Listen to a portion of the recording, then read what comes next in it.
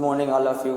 आज हम जो है डिस्कस करेंगे प्रोजेक्टाइल मोशन मतलब प्रक्षेप्य गति, और प्रक्षेप्य गति का lecture number first of all हम सबसे पहले तो ये जानने की कोशिश करेंगे कि प्रोजेक्टाइल मोशन है क्या, यानी प्रक्षेप्य गति है क्या। इसके पहले हम इसके बारे में डिस्कस कर चुके हैं कि सरल रेखा में गति क्या होती है, मतलब motion in a straight line. जैसे मान लीजिए आप कोई भी कार गति होती है, या जैसे हमारे चलने की, हम जैसे चलते हैं या कोई कार गति होती है, तो वो एक सरल रेखा में गति होती है। अगर हम किसी पार्टिकल को, किसी पिंड को, क्योंकि हम ये जानते हैं कि जैसे हमारे पास जो होते हैं वो 3 डायमेंशन होता है, त्रिविमीय होता है ना, कि ये हमारा जो ओरिजिन होता है, ये होता है एक्स एक्सिस, ये होता है वाई एक्सिस, और ये होता है जेड एक्सिस। अगर मान लीजिए हम जो है एक ही मतलब जैसे एक ही एक्सिस के अकॉर्डिंग चलते हैं, जैसे मान लीजिए हम अगर एक्स के अकॉर्डिंग चल रहे हैं तो हम उसको बोलेंगे एक विमीय गति, यानी 1 डायमेंशन। अगर हम जो है एक्स और वाई दोनों के अकॉर्डिंग चल रहे हैं, ठीक है, जैसे मान लीजिए कोई कीड़ा है, वो ऐसे ऐसे करके चल रहा है, तो वो जो है आपका एक्स में भी चलेगा और वाई में भी चलेगा, एक्स में भी चलेगा और वाई में, तो उसकी जो गति होगी वो होगी 2 डायमेंशन, उसको हम द्विविमीय बोलेंगे। लेकिन अगर मान लीजिए अगर कोई पार्टिकल है वो आपका एक्स में भी जा रहा है, वाई में भी जा रहा है और जेड में भी जा रहा है, फॉर एग्जाम्पल जैसे मैं कहूँ एक उड़ती हुई चिड़िया, तो वो तीनों दिशाओं में जा रही है, यानी वो 3 डायमेंशन है, वो 3 डायमेंशन जाएगी, है ना। ये तो दिशा की बात हुई। यानी अगर हम यहाँ पर जैसे मैं अगर इसकी डेफिनेशन बनाना चाहूँ प्रक्षेप्य गति की, तो कोई ऐसा पार्टिकल जो आपका ऊर्ध्वाधर या क्षैतिज, या यूं बोलूँ तो इसको बोलते हैं लॉन्गिट्यूडनल और इसको बोलते हैं लेटीट्यूड, है ना। अगर किसी पार्टिकल को हम ऊर्ध्वाधर और क्षैतिज दिशा में ना फेंक के हम उसको किसी कोण पर फेंकें, है ना, उसको जो है एक्सिस से या उसको हम क्षैतिज से किसी कोण पर फेंकें, तो उसका जो मोशन होता है वो तुम्हारा कहलाता है प्रोजेक्टाइल मोशन, या हम उसको कहेंगे प्रक्षेप्य गति। है आपकी एक्सिस है, एक्स अक्ष है, ठीक है, और ये है आपका वाई अक्ष। अब हम किसी पार्टिकल को ना एक्स में भेजें और ना वाई में भेजें, ना हम उसको देखिए यहाँ पर भेज रहे क्षैतिज में और ना ही हम उसको भेज रहे ऊर्ध्वाधर। हम जो है क्षैतिज से अगर उसको थीटा एंगल पर फेंकें तो वो थीटा एंगल पर कुछ इस प्रकार की गति करेगा, नहीं करेगा, और ये इसको हमने जो है यहाँ पर एंगल कितना ले लिया, थीटा। अगर हम किसी पार्टिकल को यहाँ से फेंकते हैं तो वो जो है प्रोजेक्टाइल, मतलब तब वो कण जो है आपका जो है ऐसे चलता हुआ और पृथ्वी के किसी अन्य पथ पर गिर जाएगा। ये जो तुम्हारा मोशन है, ये इस प्रकार की जब कण तुम्हारी गति करेगा उसको हम बोलते हैं प्रोजेक्टाइल मोशन। अब इस प्रोजेक्टाइल मोशन में बहुत सारी बातें आती हैं कि मतलब ठीक है, यहाँ से तुमने कण तो फेंक दिया, फेंकने के बाद में मतलब और गणनाओं की चर्चा। अब जैसे यहाँ से कण आपने फेंका है, तो वो कण जो है कौन से पथ पे जा रहा है, उसकी मैक्सिमम हाइट कौन सी हो रही है, और जब तक ये कण आपका पृथ्वी से ऊपर रहा उसके दौरान उसने कितना उड्डयन काल, यानी कितना उसने टाइम लिया, टोटल टाइम उसका कितना हो गया, है ना, इसके लिए हम देखेंगे। तो अब हम क्या करते हैं, सबसे पहले तो ये प्रोजेक्टाइल मोशन हो गया, है ना, कि मतलब जब किसी कण को ऊर्ध्वाधर या क्षैतिज दिशा में ना फेंककर क्षैतिज से थीटा डिग्री पर फेंकेंगे, तब उसकी गति, कण की गति को हम क्या बोलते हैं, प्रक्षेप्य गति कहलाती है वो हमारी, ठीक है। अब इसके साथ ही वो प्रक्षेप्य गति करता हुआ पिंड जो है कुछ पथ या कुछ रास्ता तय करता है, उसको हम बोलते हैं प्रक्षेप्य का पथ। और गणनाओं के मुताबिक जैसे कि जब हम इसका डेरिवेशन करते हैं तो हम ये पाते हैं कि जो प्रक्षेप्य का जो पथ होता है वो हमें कुछ इस फॉर्म का मिलता है, y बराबर 4ax, और हमें ये पता है गणित के माध्यम से कि y² बराबर 4ax, यानी जब तुम्हारे किसी भी 2 चर में एक में स्क्वायर हो दूसरे पर सिंगल हो तो एक पैराबोला का इक्वेशन बन जाता है। पैराबोला मतलब परवलय का। तो इससे पता चलता है कि जो प्रक्षेप्य अपनी गति के दौरान जो पथ तय करेगा वो तुम्हारा प्रक्षेप्य का जो पथ होता है वो परवलयाकार पथ होता है। उसके लिए आगे जो है डिस्कस करते जाएंगे, पढ़ाते जाएंगे, जैसे हिसाब से मतलब फिर जाके उसको पूरा करके जब लास्ट में हम उसको सिद्ध करते हैं समीकरण को, तो वो कुछ इस फॉर्म का मिलता है। तो ऐसा सिद्ध करते हैं कि जो प्रक्षेप्य का जो पथ होता है वो कौन सा होता है, तुम्हारा परवलयाकार होता है ना। अच्छा, ये तो हो गई प्रक्षेप्य के गति के बारे में बात और प्रक्षेप्य के पथ के दौरान की बात, ठीक है। चलिए सबसे पहले हम जो है क्या करते हैं कि कि जैसे मान लीजिए हमने एक कण को लिया और हमने उसको थीटा एंगल से फेंका, तो वो जो है इस प्रकार से गति करता हुआ जाएगा। ठीक, अब हम यहाँ पर थोड़ा चर्चा करेंगे कंपोनेंट के बारे में, या हिंदी में बोलें तो घटकों के बारे में। अब घटकों के बारे में कैसे, जैसे मान लीजिए हम ये जानते हैं कि हमारे पास दो ही दिशाएं होती हैं पहले, या तो एक वो क्षैतिज होगी या तो कौन सी होगी, ऊर्ध्वाधर। तो कोई परेशानी नहीं होती है कि अगर हमें क्षैतिज में जाना है तो हम x का कोऑर्डिनेट ले लेंगे, और अगर मुझे ऊर्ध्वाधर में जाना है तो हम y का कोऑर्डिनेट ले लेंगे। ठीक है, लेकिन अगर मान लीजिए अब हम ये दोनों अक्षों को छोड़ रहे हैं, हम जो है x भी नहीं ले रहे और हम y भी नहीं जा रहे, अब इसका मतलब यहाँ पर इनकी जगह पे कुछ और आना है। अब कुछ और आएगा तो वो जो स्थान लेगा उसको हम कंपोनेंट या उनके घटक बोलते हैं। और वो घटक कैसे निकालते हैं, सबसे ज़्यादा कंफ्यूजन इस वर्ड में आता है कि कौन सा घटक कहाँ पर होता है, कहाँ पर नहीं होता है। तो मैं उसको पहले उसको क्लियर कर दे रहा हूँ आप लोगों का, कि कभी डाउट ही नहीं आएगा उसका। कैसे, जैसे मान लीजिए हमने आपसे ये कहा कि एक जो है हमारे पास सदिश है और वो थीटा एंगल पर है, और इस सदिश का नाम फॉर एग्जांपल मान लीजिए u है।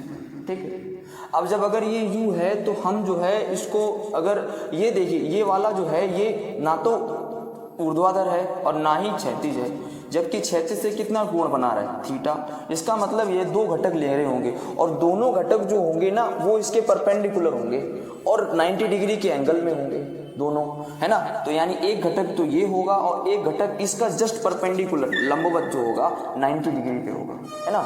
और ये अगर u है तो अगर ये u है, अगर मान लीजिए इसको डैश करके आप इसको एक राइट एंगल ट्रायंगल बनाओगे तो ये बन जाएगा हमारा, क्या हो जाएगा, एक कर्ण हो जाएगा, मतलब हाइपोटेनस बोलते हैं जिसको। और ये कर्ण हो जाएगा। अगर मुझे ये निकालना है तो अगर इसको भी आप ड्रॉ कर सकते हो इस चीज़ से, तो ये तुम्हारा क्या बन जाएगा, वर्ग बन जाएगा। और जब ये वर्ग बन जाएगा इसका मतलब ये हो जाएगा कि जब मुझे कर्ण पता है तो कर्ण से मैं ये भी निकाल सकता हूँ और ये भी निकाल सकता हूँ, है ना। किस तरीके से, अब जैसे मान लो मुझे ये निकालना है या मुझे ये निकालना है, तो ये एक तरीके का जो तुम्हारा होता है ये आधार होता है थीटा के अकॉर्डिंग देखा जाए, है ना। और मुझे ये निकालना है तो मैं कुछ ऐसा ट्रिग्नोमेट्री फंक्शन लूंगा जिसमें ये दो टर्म आ रहे होंगे, एक तो कर्ण आ रहा होगा, दूसरा क्या आ रहा होगा, आधार।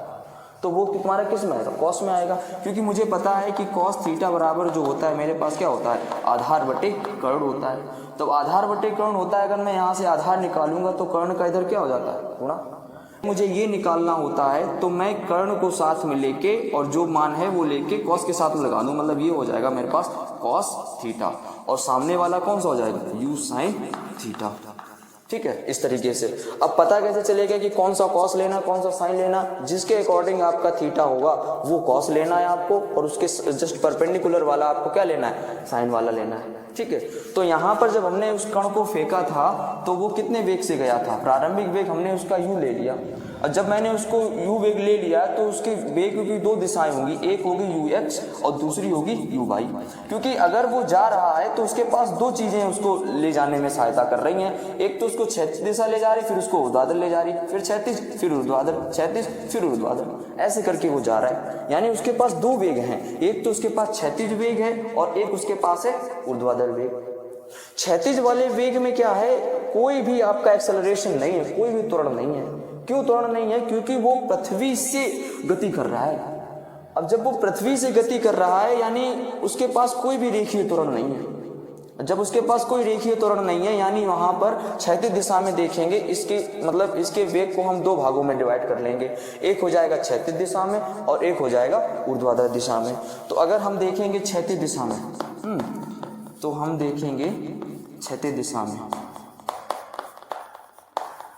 क्षैतिज दिशा में हम देखेंगे तो हमारे पास क्षैतिज दिशा में हमने वेग ले लिया है ux, और ux को हम रिप्रेजेंट करेंगे u cos थीटा से, और इस दिशा में जो त्वरण होना है हमारा वो कितना हो जाएगा, 0। और हम ये मान के चलते हैं कि कण जो है यहाँ से लेके जब वहाँ तक गया होगा तो इस दौरान जो है उसके द्वारा जो समय लिया गया होगा वो t समय लिया होगा उसने। तो जब उसने t समय वहाँ से वहाँ तक लिया हुआ है, यानी अगर अब मैं निकालूं उसके लिए तो दूरी यहाँ से यहाँ तक की दूरी बराबर हो जाएगा चाल में गुणे समय, है ना। अब जो दूरी होगी वो डिस्टेंस जो है हमने उसको क्या मान के रखा है, r, और r बराबर हो जाएगा हमारे पास ux इंटू समय हो गया है t। तो ये हो जाएगा मेरे पास r बराबर u cos theta into T, ठीक है। अब यहाँ लें किसकी, टी की, तो वो टी की वैल्यू आ जाएगी आपके पास r upon u cos theta. इसको डाल दो इक्वेशन नंबर फर्स्ट, ठीक है। अच्छा, ऊर्ध्वाधर दिशा में देखेंगे तो ऊर्ध्वाधर दिशा के लिए अगर हम देखेंगे तो वहाँ पर हो जाएगा हमारे लिए जो यू वाई है, और वो यू वाई है हमारे पास यू साइन थीटा, और जो गुरुत्वीय त्वरण होना है तो वो ए हो जाएगा हमारे पास माइनस का जी, ठीक है। माइनस का जी क्यों हो जाएगा, क्योंकि अगर हम पृथ्वी से ऊपर की ओर जा रहे हैं तो पृथ्वी जो है हमको नीचे की ओर खींच रही है, तो हम अगर पृथ्वी के गुरुत्वीय क्षेत्र की विपरीत दिशा में जा रहे हैं तो गुरुत्वीय त्वरण माइनस का लेना है।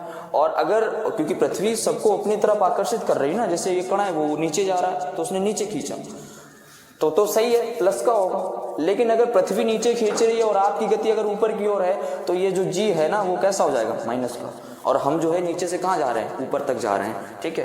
तो ये हो जाएगा ए बराबर आपका माइनस जी। और गति का जो द्वितीय समीकरण है वो क्या है तुम्हारा, वो होता है एच बराबर U T plus half A T square. तो यहाँ पर तुम्हारा हो जाएगा एच बराबर जाएगा कौन सा, ऊर्ध्वाधर दिशा में है तो ये हो जाएगा यू वाई टी, और यहाँ भी कर लो ए वाई, ठीक। तो ये हो जाएगा एच बराबर you sin theta into T हो जाएगा, और ये ए वाई जो है हम जी में माइनस में लेंगे तो ये माइनस यहाँ आ जाएगा, हाफ जी टी स्क्वायर, ठीक है। अब हम क्या करें, समीकरण हमने एक माना था ना, उस समीकरण एक से हम टी का मान यहाँ रख देंगे आके, तो समीकरण एक से टी का मान रखने पर तो हो जाएगा एच बराबर you sin theta into T की जगह पे क्या रखना है, आर। आर जो है हमारी दूरी है, ध्यान रखें, ठीक, बटे यू कॉस, यू नहीं लिखा था, यू कॉस थीटा, फिर minus half g t square है, यानी ये हो जाएगा r square upon u cos theta का होल स्क्वायर, यानी एच बराबर ये हो जाएगा हमारे पास यू साइन थीटा बटे u cos theta times r minus half g times, और ये हो जाएगा r square into upon u square और फिर कॉस स्क्वायर थीटा। हम देखें यू से यू कैंसिल, और sign theta upon cos theta क्या हो जाएगा, टेन थीटा, यानी एच बराबर टेन थीटा और फिर r minus half g r square upon u square cos square theta हो जाएगा, एच बराबर r tan theta minus half g r square upon u square cos square theta, ठीक है। अब जो है हम इसको टर्म में चेंज कर लेंगे तो ये हो जाएगा tan theta times r minus one upon two u square cos square theta, और यहाँ लिख लो जी, और ये हो जाएगा आर स्क्वायर, ठीक है। तो ये जो है तुम्हारा चूंकि यह समीकरण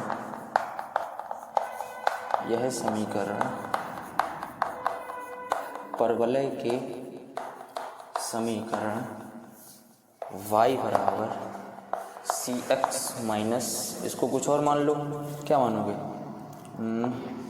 वी एक्स स्क्वायर के समरूप है, वो बी वाला वही है, उसको मान ले रहे क्या है, समरूप है अतः मतलब जो हमारा समीकरण आया हुआ है इसको वी ना मान के चलो बी ले रही है, अभी सही है, मतलब कांस्टेंट था। अगर वो वाला अगर हम बी ले रहे थे, दिक्कत उससे कुछ नहीं थी, बस ये थी कंफ्यूजन था थोड़ा। अगर तुमने वो बी ले लिया तो तुम्हें लगेगा कि वो वेग वाला भी हो गया, क्योंकि उसको हम वेलोसिटी से बी से प्रदर्शित करते हैं ना, इस वजह से ये हो गया, है बात कुछ नहीं। अब तुम थोड़ा ध्यान से देखो, वाई ये कांस्टेंट, फिर एक टर्म, फिर उसके बाद कांस्टेंट, फिर उसकी पावर कितनी है 2, इस तरीके से, जो कि ये किसको रिप्रेजेंट करता है, पैराबोला के समीकरण को।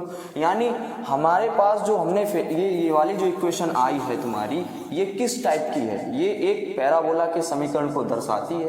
तो इस आधार पर हम कह सकते हैं कि जो हमने ये प्रक्षेप पे फेंका था, उसने जो पथ तय किया होगा, उसका भी जो पथ होगा वो कौन सा होगा, एक पैराबोला, है ना। यानी यहाँ पर क्या हो जाएगा, अतः प्रक्षेप का पथ कैसा होता है, परवलयाकार, परवलयाकार होता